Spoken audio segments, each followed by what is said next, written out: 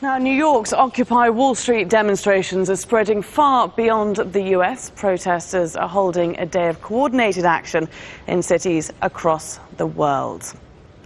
Now, this was the scene in the Japanese capital, where hundreds of protesters held a peaceful march through Tokyo's downtown. Meanwhile, in the Philippines, hundreds waved banners outside the US Embassy in Manila, saying the Philippines is not for sale. Students in Taiwan's capital, Taipei, gathered in the financial centre there to rally against big businesses. And in Australia's financial capital, thousands protested outside the country's central bank in Sydney.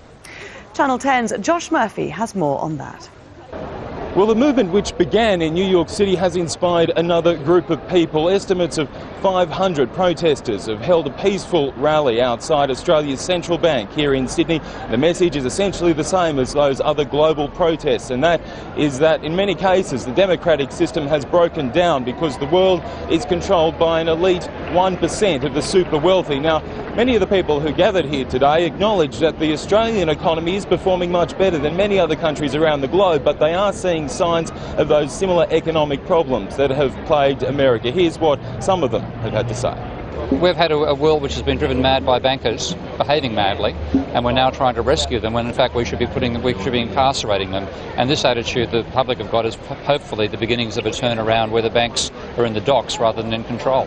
I think it's a pretty wonderful starting point actually to start to talk about the system itself is broken, that it comes down to the fact that it is, because of the 1% at the top of society who have all the power, and from there, we can talk about what the solutions to that.